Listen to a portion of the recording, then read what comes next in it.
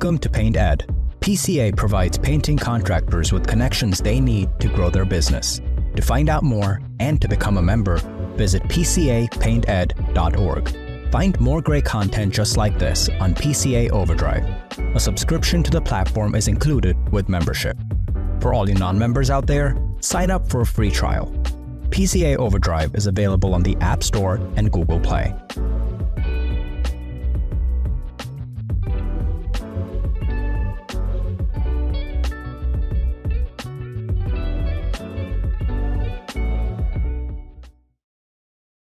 This episode is brought to you by Angie Leeds, Paint Scout, and Hoist. I want you to build a comprehensive marketing plan that encompasses kind of all the different ways you're going to market your business in 2026. I want you to write down every single thing you're going to do to generate leads for your business, the frequency in which you're going to do it. And I want you to put it in yours or whoever's responsible for executing said things. Put it in the calendar. Make sure it happens. Welcome back to another episode of the Elite Business Advice Podcast. My name is Chris Moore, the founder of Elite Business Advisors, your host here for the podcast. 'Tis the season, not just for Christmas parties, eating too much junk, and experiencing beautiful lights and freezing cold temperatures with your family. Every time I'm enjoying these holiday parades and outside looking at Christmas lights and all the things that we get to do that is amazing. Honestly, I love it as part of the season. I always think of the one Family Guy clip. Some of you guys maybe seen it in a GIF of Peter throwing his golf clubs in the lake and saying, "This is fun. We're having fun. This is fun." That's how I feel sometimes when it's like 20 degrees outside and we're doing the fun Christmas things. But I love it. But what I'm talking about when I say 'tis the season is really more for budgeting and planning. I know all of you guys listen to this, probably so deep into playing with numbers and creating budgets and spreadsheets. I mean that sarcastically, I know. You guys hate it. That's what keeps my team and I employed. I call it job security, so I appreciate that maybe you do hate that. But as we're talking about planning, as we're talking about budgeting, as we are talking about the numbers and the things we need to start thinking about for 2026, we also need to start planning out how on earth are we going to market our business for 2026?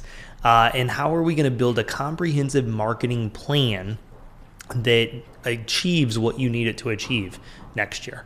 And what I mean by that is we're not just throwing everything at the wall and seeing what sticks. That's not a plan.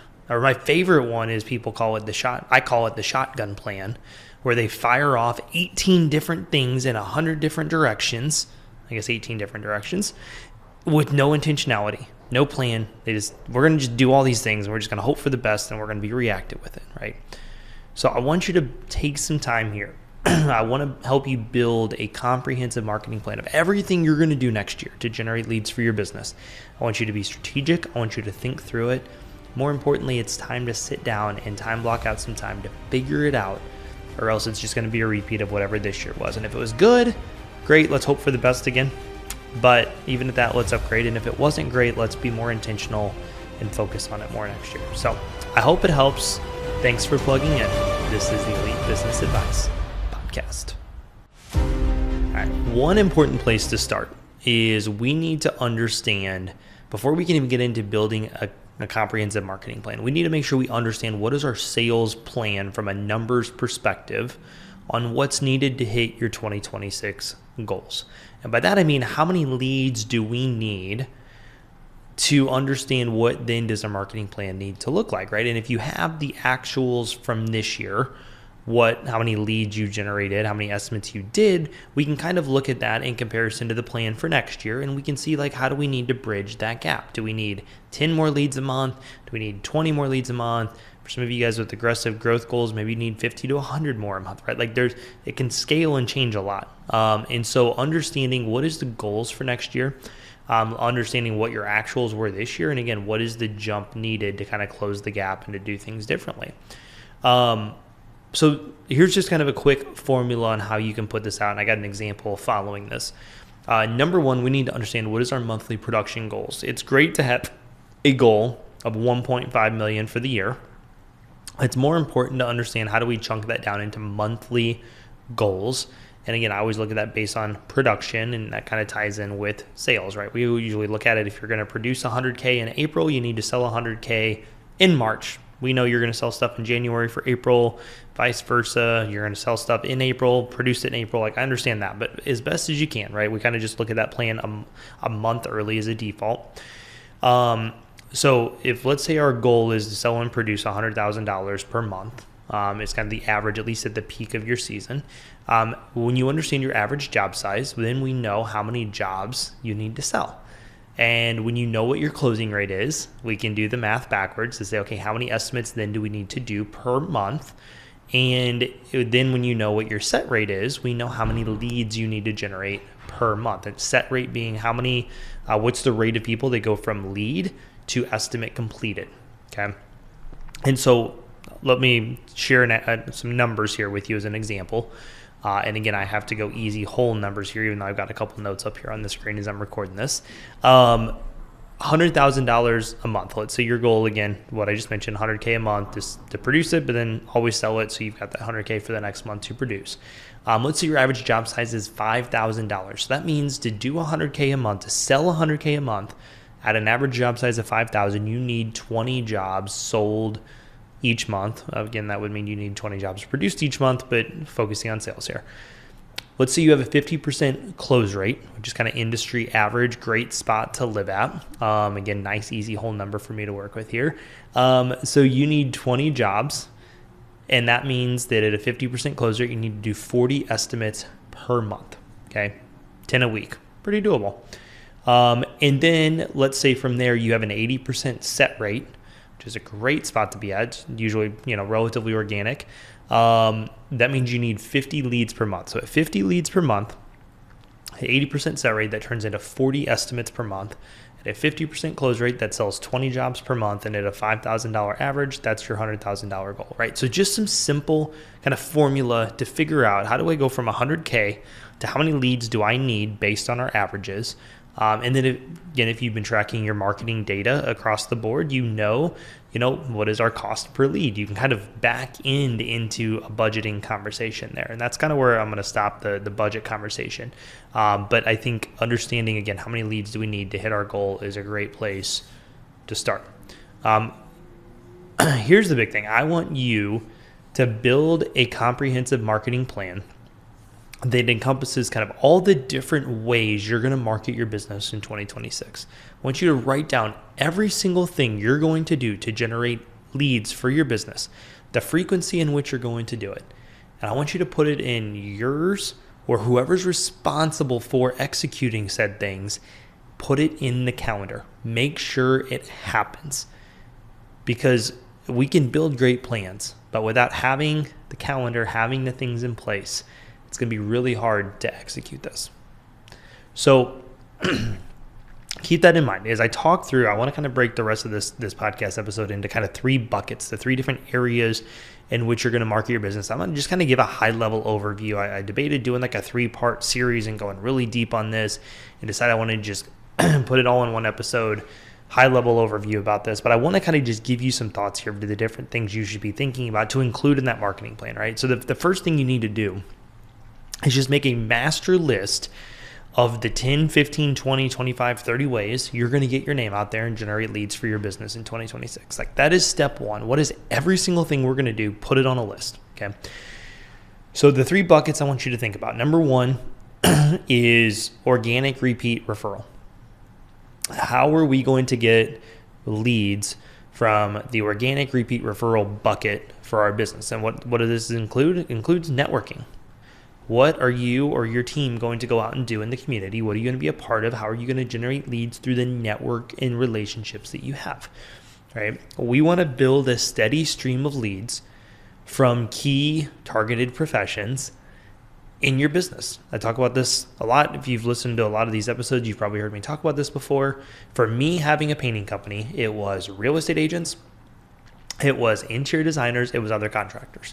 That was the sweet spot for me. I had 4 to 5 real estate agents that didn't just like halfway refer us, that like went to bat for us and would sell us before the homeowner even met us, because they were really good at their job and they were going out of their way to help their customers, either as buyers or sellers, do what they needed to do in the market. We had probably 2 or 3 interior designers that gave us a really steady stream of good quality leads, again, would sell us before they even made the introduction. And then we had probably 4 or 5 other contractors that we would either do work for them or work for their customers, right? And so like just in that, between that and our repeat customer in the database that we built over the years, and just, kind of organic referrals that happened from there, like that was probably 80% of our business. And I bet that stream of leads was 40 to 50% of it, because we built good relationships, right? That was kind of my organic approach to growing our business over the years.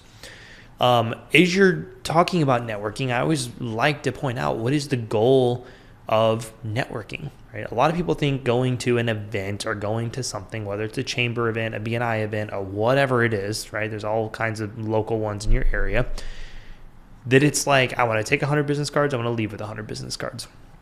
And you couldn't be farther from the truth. Your goal should be to connect with some of those targeted professions I just mentioned and leave with 1 or 2 really good quality conversations that can follow up and lead to something else. That's the goal of it. It's not to take 100 business cards, leave the 100 business cards, speed date the entire group. It's quality over quantity. Next thing, as it comes to organic, repeat business. How are we going to sew into our happy, satisfied customers? What are we going to do, right? We talk a lot about value-add emails. Sending a once a month value add email, 80 to 90% value to them as a homeowner or resident in your community, 10 to 20% about your business. This is a great way to just stay top of mind with people, build that relationship, and continue to, don't let them forget that you exist, right? And doing the value add, they're more likely to open it. They're more likely to see it. On average, our clients doing this average about a 60% open rate, anywhere from 50 to 60, which is 5 to 6 times the national average for emails. Doing that will, again, strengthen that relationship. They appreciate it. It's valuable to them. They open it every month whenever you send it. I think that's a great thing to do. Another thing, how do you have 1 to 2 additional touch points with these customers throughout the year, right? Very popular thing is here towards, end of summer, early fall. A lot of direct reach out to previous customers to see what's going on for wintertime. Whatever it is, however frequently you're going to check in with these people, make it human, make it custom to them. Don't make it a mass email, a mass text blast out to everybody. Like, make it personal. Make it something dedicated towards them. But I would suggest having 1 to 2 additional touch points with the majority of your previous customers every single year between you and your team. Again, what does that look like? When are you going to do it? Put it in a calendar to make sure that it executes. If you're doing it in March and September, great. Make sure there's a plan in place and a system in place on how it's going to get done. Not just, oh yeah, that was on my 2026 marketing plan list, and then it never happened because you forgot about it until this time next year. Second to last one here in organic, referrals. What are we going to do to help generate referrals? We had an ongoing forever, if you refer somebody to us, we give you $50 cash, gift card, or off of a future project. That was our referral thing. It was on the back of all of our business cards. It was on the back of the Google review cards that we would give them. It was everywhere, right? Thank you cards, everything. Like, we always made that, front and center. That's one way. Maybe it's something you don't do and you want to implement. Maybe it's a specific time of the year campaign that you do, or maybe you do $50 year round, but in these winter seasons you double down and you say, hey, it's October, winter's coming up, Christmas is coming up, we're actually going to double down and give $100 per referral, right? And again, it's got to be book job, and I always paid after a job was completed, just in case they ever canceled or something happened. So again, are you going to run specific campaigns throughout the year and limit it to certain times? Are you doing this as an ongoing strategy? Are you doing, again, a hybrid of both, as I just mentioned?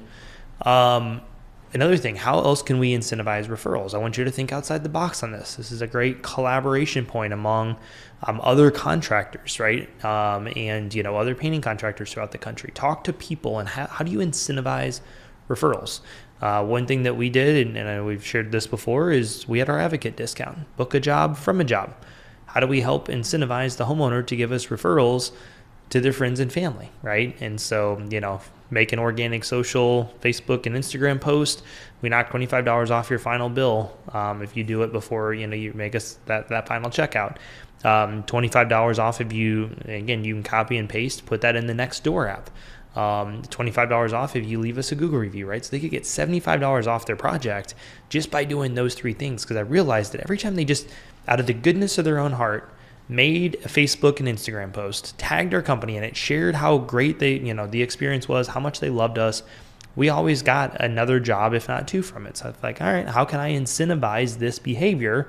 Great, we're going to create this referral program, this advocate discount that we called it, and this is how we keep our costs low because we don't spend tens of thousands of dollars in advertising, right? We'd rather give it back to our customers as a way of saying thank you, and this is how we grow our business.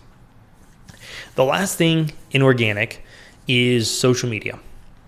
And what I want you guys to understand is kind of a couple things here. One question we get a lot is how should we utilize social media?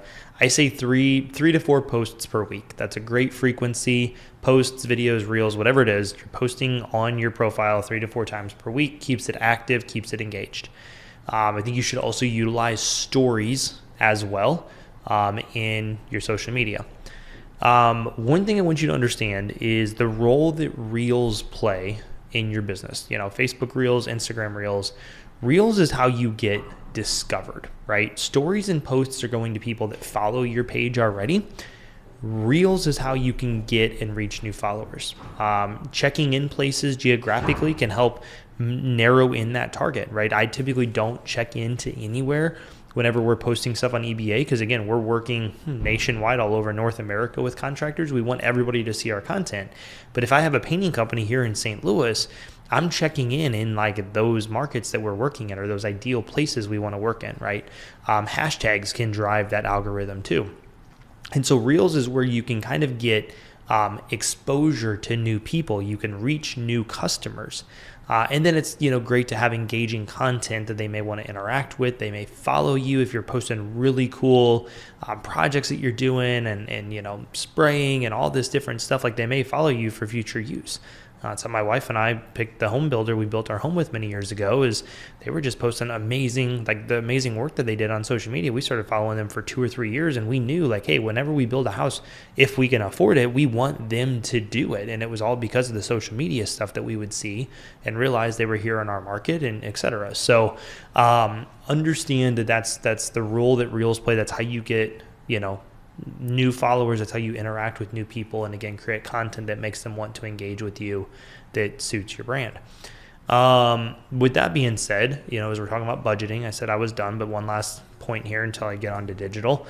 I should have never said I was done. I should have known better. Do you need a budget for content creation, media capturing, any of that stuff, right? I don't want you to overthink it, but I do think it's important to realize what you're posting on social media. One thing to think about is like, is this something that people care about? Is this something they will resonate with? I see some people posting stuff on social media and I'm like, what are we doing here? Like, you don't have to have a budget for it. You have to buy all the fancy equipment. You don't need $1,000 cameras, phone, tripod, stabilizer, lapel mics at most, right? Like maybe a couple $100 at most if you want to do this and do it well. But it's like, we're posting things and it's like, I don't think anybody cares about that, right? You're not going to get engagement. You're not going to get new followers. So just post things that people are going to care about. Leverage ChatGPT for this can be a great thing as well for some ideas. And have a budget if you need it to, hire someone to help create content, edit content, etc. Another thing, especially as we talk about Reels and new followers, one thing that I think would be great, and we've got some of our clients testing this out, and it's worked pretty decently so far. Super easy to do on Instagram, easy to do on Facebook, easier on Instagram, is when you have people follow you that, are in your area, it's not like another company or something. Shoot them have a templated DM. Don't have it set up as an auto thing. I think that's almost a little bit weird, and then you can't monitor who it goes to. But if it's seems to be a homeowner in your market, just shoot them a simple message with something like, "Hey, thanks for following us and supporting. Just out of curiosity, did you have a painting project on your radar here as we head into 2026, or are you just here for the inspiration and stuff that we post?" we've had some clients that have done that have already generated some leads from it. Because they caught somebody and they were like, a couple people were even like, well, like, we're really thinking about getting this done. Not sure. Was really just kind of here for the inspiration. But like, if you guys give free quotes, yeah, let's go ahead and at least see, so we know what to budget for this. Right. And so that can be a great way to just interact with your new followers, and just ask a simple, like non-threatening, non-salesy question, and like, hey, are you here for an estimate? Like just, hey, thanks for following us. Thanks for supporting us. Is this something that makes sense? So, the last thing I want you to take away from this with social media is be active on social. Be active on things. Posting great content's great, but if all you do is you just post and you never get on, you never engage with your own comments or even other people's stuff, it's not going to get out there. And again, we see this a lot, especially since Meta changed kind of how they, you pay for ads and stuff now. This really has become a big thing is like, again, being active, like commenting, sharing other people's stuff, just being active on the platform. It's what the algorithm wants to see to help promote you out there. All right. The next two buckets are not going to be nearly as deep as that, but I want to kind of bring some awareness to these things as you're creating this budget for next year, as you're creating this plan, right? So second budget is digital marketing. This is where budgeting is really critical for the financial plan for your business and how does this apply, right? So kind of broke this down into 6 different kind of categories I want to walk through here quickly. Google local service ads. If you had to ask, like if you ask, people ask this all the time, what is the number one performing paid, lead service, paid whatever, marketing channel that we can put our money in? What is it? It is Google local service ads. We have all the data to prove that across the board with all of our clients that are utilizing local service ads, it is the highest ROI, the most consistent performing marketing channel across the board. So do it. Google local service ads, number one. Google ads, right? Pay per click, Google ads, the sponsored stuff still works, still a great tool. So it's something else to think about, potentially as part of your marketing plan. Again, start with local service ads no matter what. SEO in your website. SEO is probably the next, probably I would say tied for second with another one I'll share in a second. But SEO is one of the best things out there. You can typically on average expect to spend $2,000 to $2,500 per month is kind of the going expectation, maybe $1,500 on the low end. For a good company to come in and do your website and do your SEO. But when you're just looking for kind of organic Google, which we tie a lot of that into the ROI here, it's a great place. If you're not getting a 10x or more return on SEO, you should probably find a new company to do it unless you're super new there. Couple things you can do to help influence your SEO naturally and organically without paying for a company is Google reviews. Getting consistent Google reviews. So make this part of your marketing plan for next year. Have a good job closeout process to ask for reviews. If you get 5, 7, 10 a month, great. Google wants to see consistency. Not we got 30 this month. They want to see 5 to 10 a month or more. Other thing, Google My Business posts. So whatever you're posting on social media, post on your Google My Business profile the same way. Again, algorithm's going to pick up on that. They see consistency. They see activity. You're using the tools they give you. That is nothing but a good thing when it comes to them promoting you. Next, one of the best performing things actually is Angie ads. So there's kind of 2 pieces to this. Angie ads, Angie leads. Okay, I'm not talking about Angie leads. I'm talking about Angie ads. We've had multiple clients utilize this year. $1,000, $1,500 a month budget, really good return, 13 to 18 ROI throughout the year, 13 to 18x ROI throughout the year, definitely north of the 10 metric we want to be at. It's been another great thing that not a lot of people are talking about right now. Then we get into social media ads. Facebook ads, I can't say they don't work. The return's been a little bit lower what we've seen this year, 6 to 7x. Not as ideal. We've got some clients that have a great ROI on their social media ads, don't get me wrong. A little bit less than what we've seen in years past, but still a part of your marketing plan, especially if you have some big goals for next year. And then another one I want to hit on real quick. We talked about this probably a couple months back now, as we talked about brand awareness with John Beach. But over-the-top advertising. Advertising on platforms like ESPN, Hulu, YouTube TV, Netflix, etc. how you can advertise to your local market. Yes, we need a good professional commercial done for this.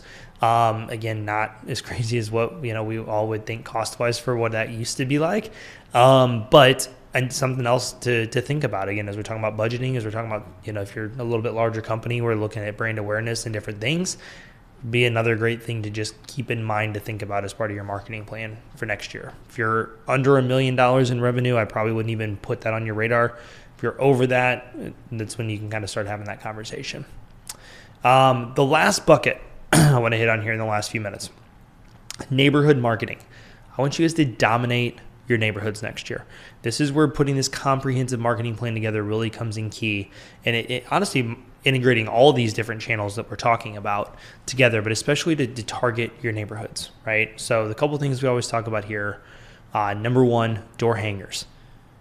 How do we make sure that we put 150 door hangers out on every job we do, customized with the spot of the address that you're working on those door hangers, okay?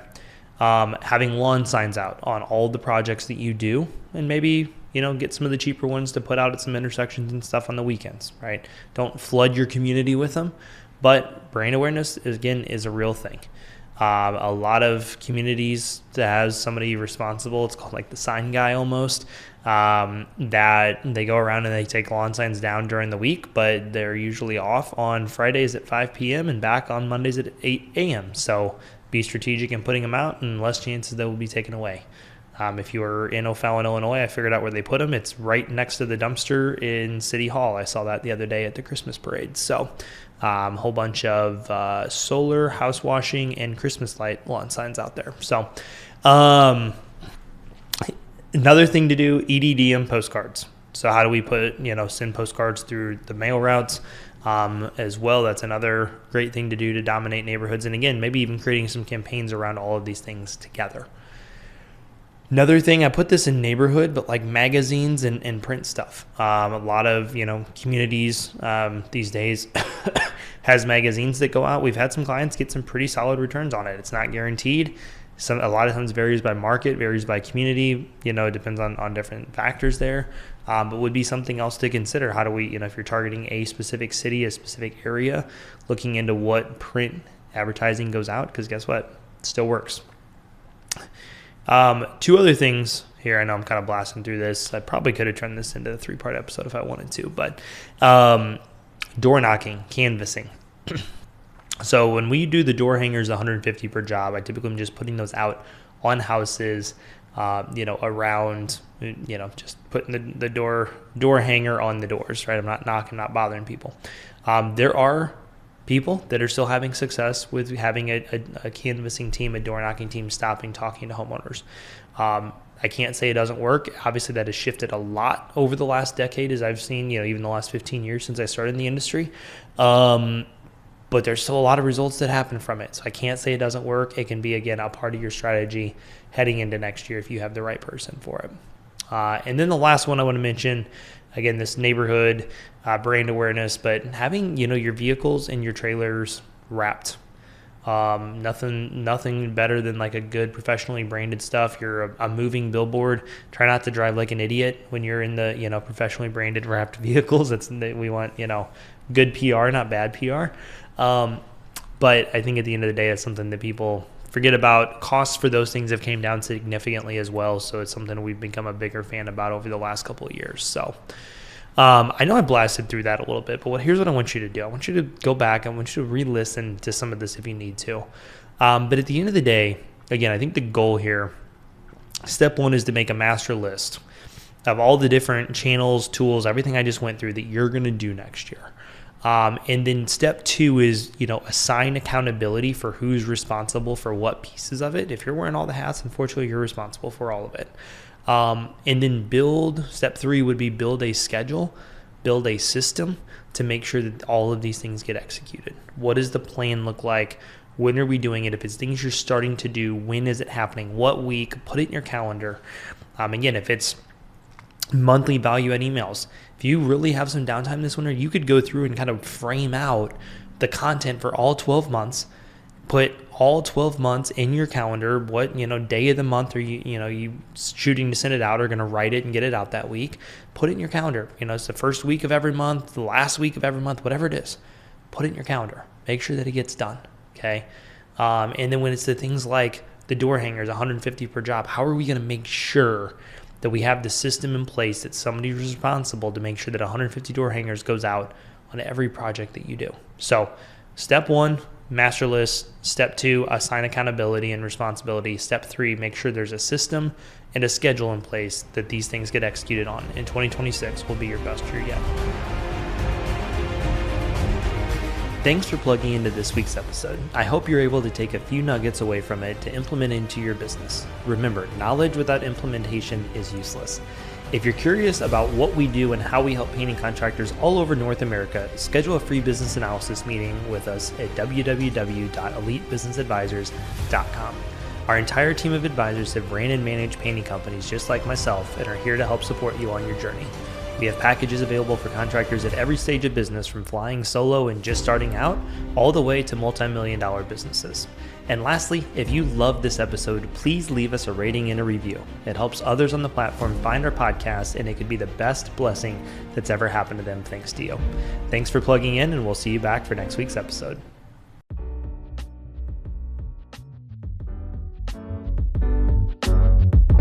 Paint Ed podcasts are produced by the Painting Contractors Association and are made possible by members and industry partners. To find out more about the upcoming educational opportunities or for more information about joining the PCA, visit pcapainted.org.